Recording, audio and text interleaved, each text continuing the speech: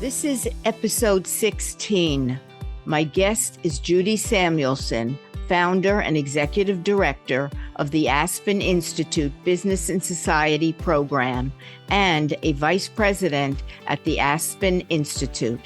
Judy will bring into focus the profound shifts in attitudes and mindsets that are redefining our notions of what constitutes business success today, and how her book, The 6 Rules of Business, Creating Real Value in a Changing World, reflects the new rules of business, including reputation, trust, and other intangibles that are driving business value, while corporate culture is king and business as usual is not a viable option any longer.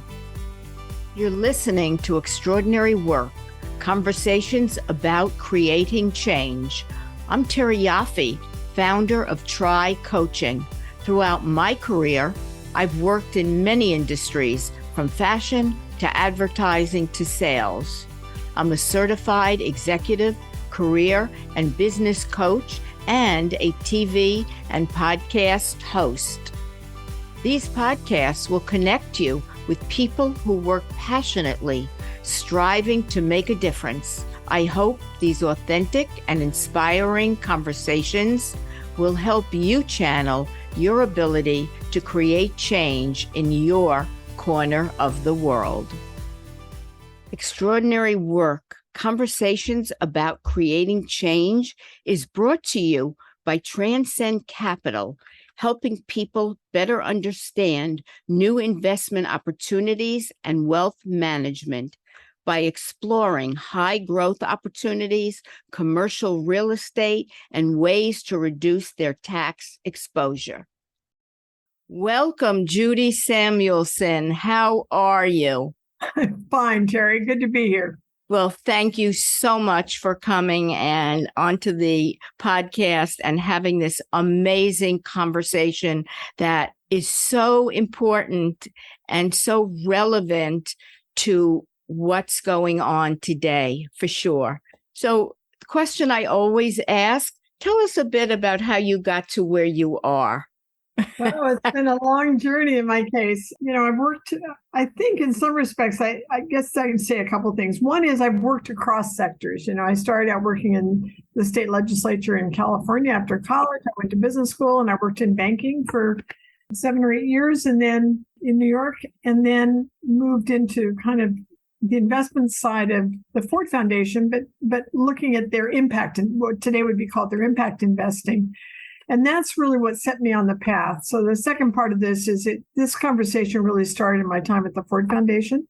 Mm-hmm. But I've always felt that having had a career that started in government, moved into the private sector, into the nonprofit sector, has helped me be able to see things from multiple perspectives, and that's been useful in this career as well.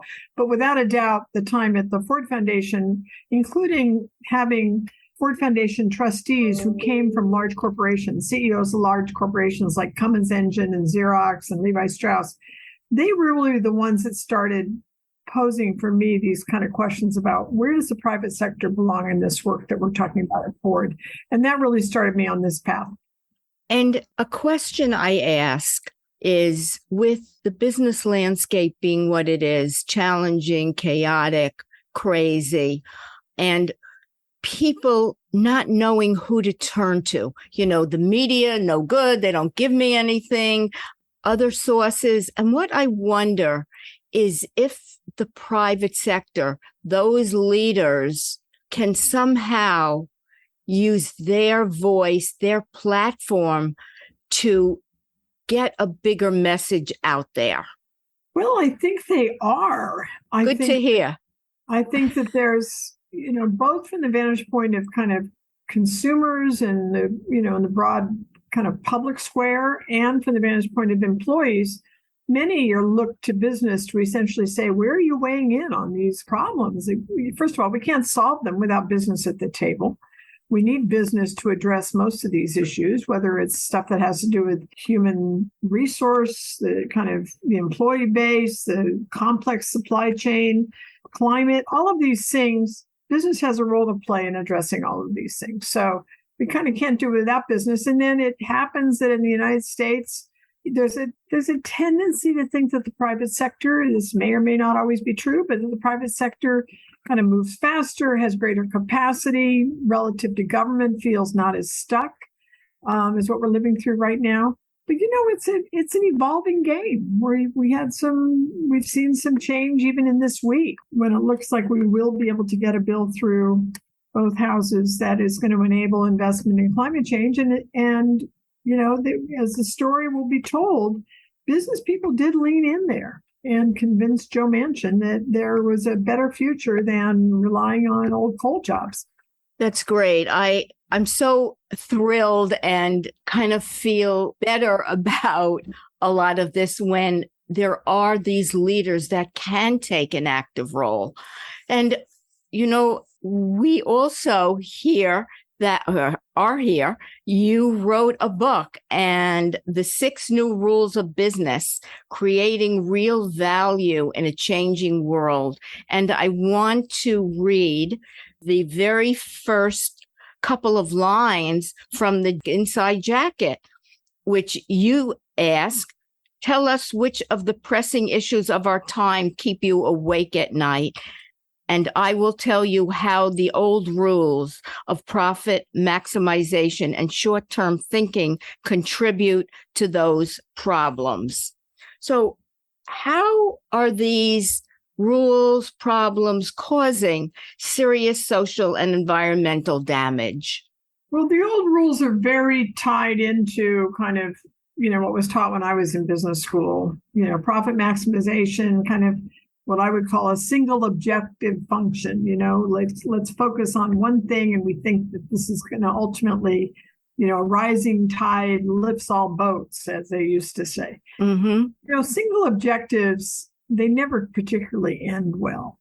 Managers in business, of course, have to be attuned if they're running, a complex operation, as many of these large corporations do. They need to pay attention to a whole host of different kinds of inputs and realities and constraints and operating environments and license to operate wherever it is that they want to operate around the globe. You can't do that by just being focused on profit maximization or your share price.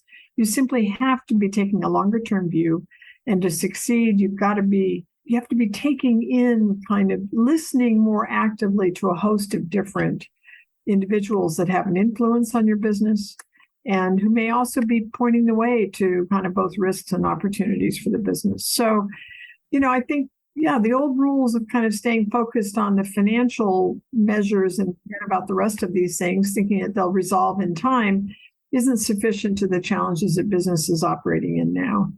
So what are some of the shifts in attitudes and mindsets that you see that are redefining our notion of what business is today? And certainly one of them are the intangibles. We used to look at the tangibles, A, B, C, D. Now it's a whole different mindset of what these new shifts look like, and they aren't as tangible. So absolutely, the balance sheet fails to capture one of the most important assets, talent, your access to kind of the people that you need to be part of the offering of the enterprise, your reputation, the license to operate, the ongoing ability to operate from the environments in which you need access to, whether it's minerals or natural resources of different kinds, and all of this, of course, is heavily embedded in the complex relationships that of people management and people as the interface to the kind of complexity of business, whether it's serving the customer well, managing a complex supply chain and producer relationships, to the kind of relationships with governments and the like. So employees, the intangibles is one piece of the puzzle that today something like 85% of valuation of companies is actually things like that are hard to measure, that we can't necessarily explain. We used to just lump it on the balance sheet as goodwill. I think that's still kind of legal, or the kind of accounting mechanism for doing so. But we know it's much more complicated than that. And the best managers, of course, are managing to that. But, we also get into some of these other things. I mean, business relationship with NGOs has changed dramatically. The ability of social media to, give us an inside view of what's going on inside companies in domains that used to be pretty not very transparent. Well, today business doesn't have a choice. They have to be transparent about the extent to which they are having an effect on both the human quotient, their employees, the, communities in which they reside, and again, the complex access to the hard materials that they need in order to succeed. So the games have changed a lot. NGOs are the interface to that supply chain. Responsibility is defined way outside the gate. It's not defined by the company. And employees really are absolutely essential to both defining the risks and the opportunities and giving voice to, both these risks and where the company really has competitive advantage. So that is an important piece that's changed a lot. Yeah. And it's so interesting. My last couple of guests have really been saying and resounding almost what you've said. And some of them have been coaches who coach leaders and the challenges leaders are having in some of these intangibles and how are they showing up and what needs to change for them. And one that I had talked about putting people first ahead of consumers and other things. And people are now, it sounds like, currency. They are key.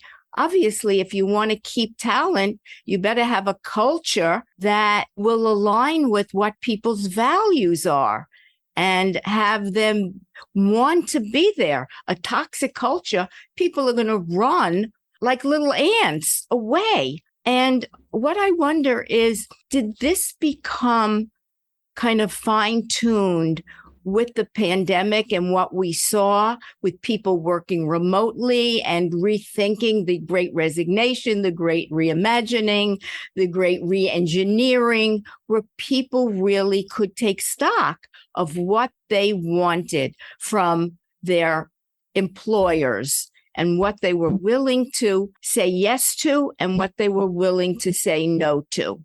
What are your thoughts?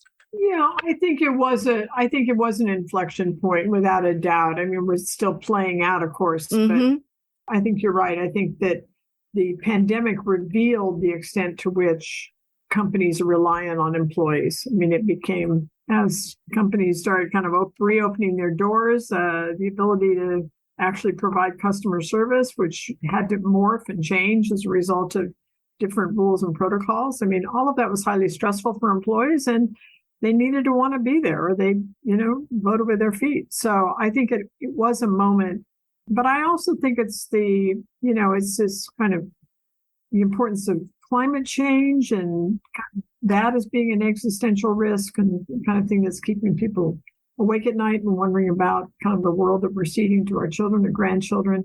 I think those things are equally important and takes us back to how do you fix this? You need to you need to make sure you're aligning your intentions and your operations. And the operating part means you need your employees at the table. I mean, who else has the eyes and ears on the supply chain or complex producer relationships that you need to secure in order to realize these commitments that you're making about reducing carbon, both you and through your customer relationships and producer relationships.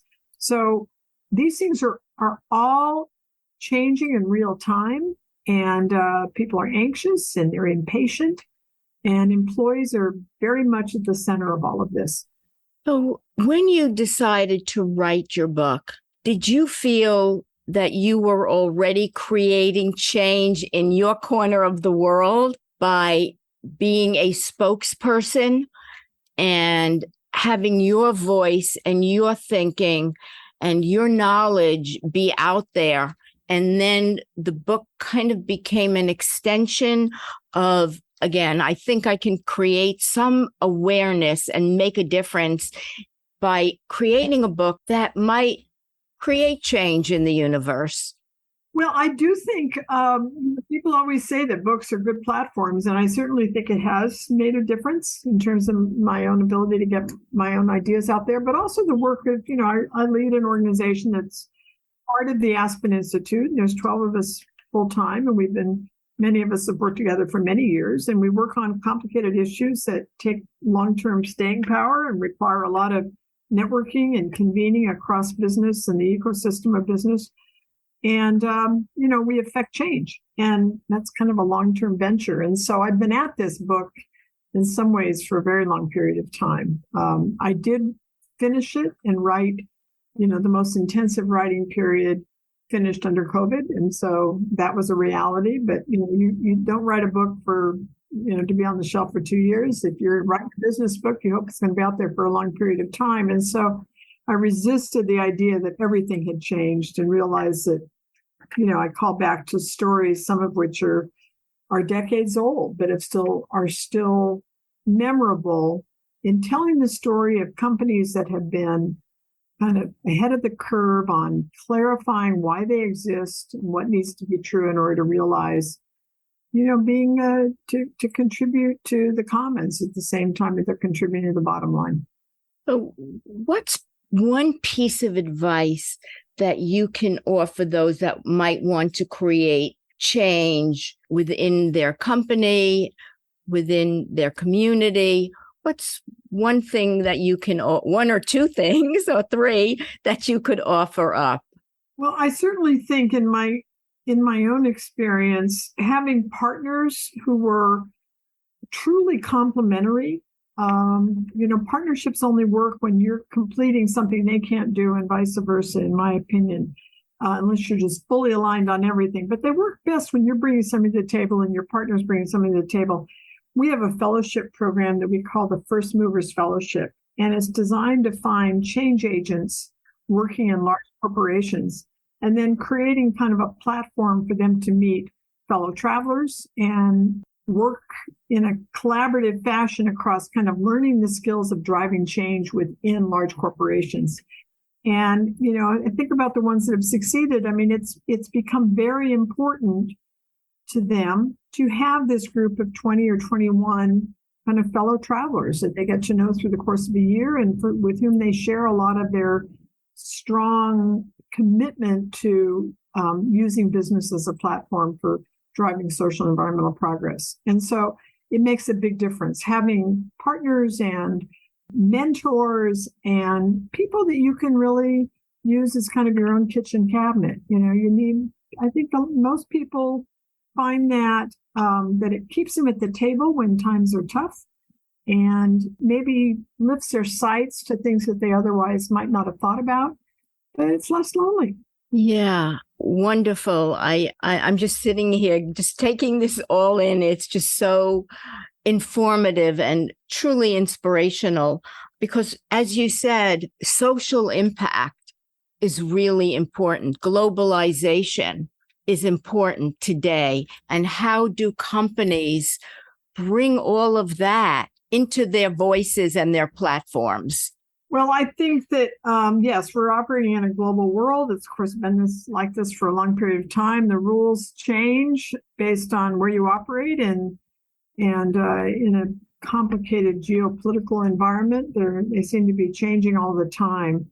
But I think I'd just say a couple of things. One, we're never truly done here. This is not a destination. It's a way of thinking. And believing that business has to balance both, to kind of think across various inputs in order to succeed, and to be able to think long-term enough that you're actually able to make change over time. But this isn't just a win-win world. You don't get there by assuming that everybody benefits. There's real trade-offs that are required today. You don't. Businesses that succeed that are, the definition of that increasingly, as we've talked about, is more about the human quotient here. But, putting people to work reduces your profits. It doesn't increase your profits. You have to take a very long-term view to see the benefit to the enterprise over the long haul. So this is, it's work in process, and, you never quite arrive. Sustainability is a mindset, not a destination. The other thing is that I'd say is that you don't succeed today. We can't address these incredibly complicated problems one company at a time. It really requires collaboration and co-creation. And so that's also in play. We're talking about globally, that's a different set of players that may be at the table. But even if you're not, to address systems that are at risk, you need everybody at the table, or everybody who touches that system, whether it's a producer group or suppliers, or so companies need to be able to work in concert with their supply chain and with partners who can really make a difference. And so, it's not just about competition today. It's about kind of co-creation and collaboration as well. Collaboration and co-creation. I love it. What else is there to say?